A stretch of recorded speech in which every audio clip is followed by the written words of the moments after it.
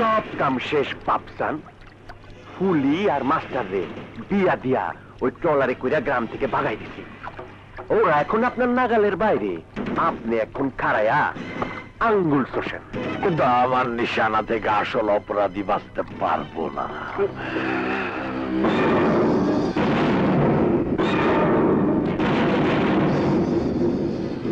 থামলা কেন? মারো মারো। আর তোমার ছেলে হইয়া মানুষের অসম্মান আর ঘৃণা নিয়ে বাইচা থাকাচ্ছে মইরা যাওয়া অনেক ভালো। মারো মারো আমারে মারো।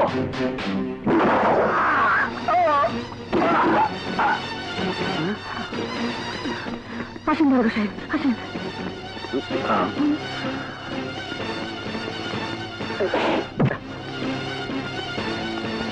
আসেন দারোগা সাহেব, আসেন আসেন।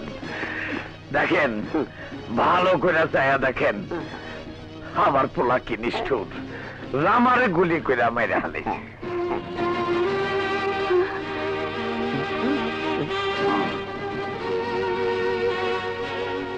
আজ পর্যন্ত কোন খুনি আমার হাত থেকে বাইতে যেতে পারে নাই।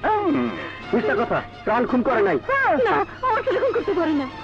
পুলিশটা কি বোধাই পাইছেন নাকি? আপনি বন্দুক সামনে লাশ করে রয়েছে, বাবা সাক্ষী দিতেছে, তারপর আপনি বললেন আর আমরা পুলিশ বানানি না। আমি ওর মা, আমি বলছি ও খুন করতে পারে না। মায়ের মন খুব নরম হয়, কিন্তু অপরাধীদের মায়ের চোখে না, অপরাধীর চোখে দেখে না মা।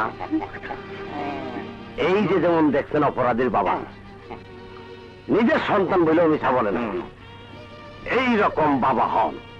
আর উনি তো মা, বাবা হবেন কি করে? খালি বাবা কি মা আমি দেখতেছি না? চৌধুরী সাহেব, জি বলেন। আপনার মতো বাবা হয় না। অপরাধী সন্তানকে ধরিয়ে দিয়ে আপনি এক উজ্জ্বল দৃষ্টান্ত স্থাপন করলেন। দুঃখ দুঃখ দারোগা সাহেব, দুঃখ সহ্য করতে পারি নাই। আমি দেখতেছি, আমি দেখতেছি। সেন্ট্রি, আসামিকে হাত করা লাগা।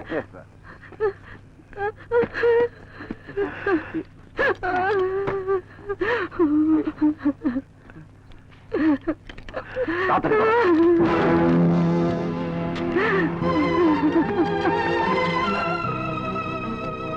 চুল পাকছে, দাড়ি পাকছে, শরীরে পছন্দ ধরছে, তবু আপনার পাপ কাজে পছন্দ ধরে নাই।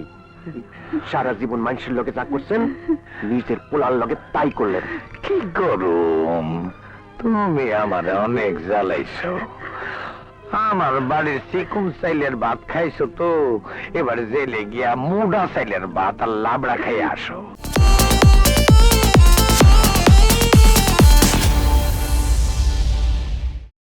শরীরের গরম ঠান্ডা হইয়া যাইব, তোমার ফাঁসি হবে না। এটা প্রেমিক কথা বলি, তোমার আমি ছাড়া নিয়ে আসবো। আমারে তোমার সারাই আনতে হইব না বাপজান।